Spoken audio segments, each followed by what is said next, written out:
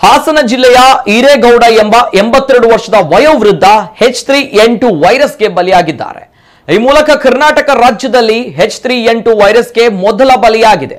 ದೇಶದಲ್ಲಿ ಎರಡನೇ ಪ್ರಕರಣ ಇದಾಗಿದ್ದು ಹರಿಯಾಣದಲ್ಲಿ ವ್ಯಕ್ತಿಯೋರ್ವರು ಬಲಿಯಾಗಿದ್ದಾರೆ। ಕರ್ನಾಟಕ ಆರೋಗ್ಯ ಆಯುಕ್ತ ಡಿ ರಣದೀಪ್ ಕೂಡ ಈರೇಗೌಡ ಅವರ ಸಾವನ್ನ ಖಚಿತಪಡಿಸಿದ್ದಾರೆ। ಹಾಸನ ಜಿಲ್ಲಾ ಆರೋಗ್ಯಾಧಿಕಾರಿ ಈರೇಗೌಡ ಅವರು ಫೆಬ್ರವರಿ 24ರಂದು ಹಾಸನ ವೈದ್ಯಕೀಯ ವಿಜ್ಞಾನ ಸಂಸ್ಥೆಯಲ್ಲಿ ಆಸ್ಪತ್ರೆಗೆ ದಾಖಲಾಗಿದ್ರು। 6 ದಿನಗಳ ನಂತರ ನಿಧನರಾದರು। ಅವರನ್ನ ಇನ್ಫ್ಲೂಯೆನ್ಸಾ ತರಹದ ರೋಗ ಲಕ್ಷಣಗಳೊಂದಿಗೆ ಆಸ್ಪತ್ರೆಗೆ ಕರೆತರಲಾಯಿತು। ಅಧಿಕ ರಕ್ತದೊತ್ತಡ ಮತ್ತು ಮಧುಮೇಹದಂತಹ ಸಮಸ್ಯೆಗಳನ್ನು ಹೊಂದಿದ್ರು ಎಂಬ ಮಾಹಿತಿ ನೀಡಿದ್ದಾರೆ।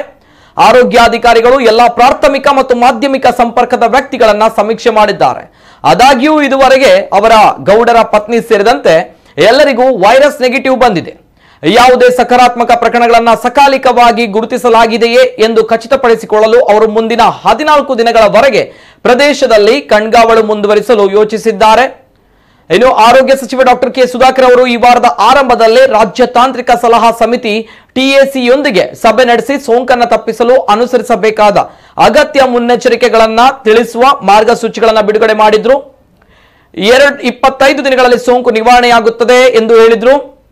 ಇನ್ನು ಈ ಹಿಂದೆ ಕೋವಿಡ್-19 ನಿಂದ ಬಳಲುತ್ತಿರುವಂತಹ ಜನರು H3N2 ಸೋಂಕಿಗೆ ಒಳಗಾದಾಗ ಹೆಚ್ಚು ಕೆಮ್ಮು ಕಾಣಿಸಿಕೊಂಡಿವೆ। 15 ವರ್ಷಕ್ಕಿಂತ ಕಡಿಮೆ ವಯಸ್ಸಿನ ಮಕ್ಕಳಲ್ಲಿ ಮತ್ತು 65 ವರ್ಷಕ್ಕಿಂತ ಮೇಲ್ಪಟ್ಟವರಲ್ಲಿ ಸೋಂಕಿನ ಹೆಚ್ಚಿನ ಪ್ರಕರಣಗಳು ಕಂಡುಬರುತ್ತವೆ। ಗರ್ಭಿಣಿಯರು ಸಹ ಸೋಂಕಿಗೆ ಒಳಗಾಗುವ ಸಾಧ್ಯತೆ ಹೆಚ್ಚು। ಕಟ್ಟುನಿಟ್ಟಾದ ನೈರ್ಮಲ್ಯ ಮತ್ತು ಸಾಮಾಜಿಕ ಅಂತರವನ್ನ ಅನುಸರಿಸುವ ಮೂಲಕ ಸೋಂಕು ಹರಡುವುದನ್ನು ತಡೆಯಬಹುದು ಎಂದಿದ್ದಾರೆ।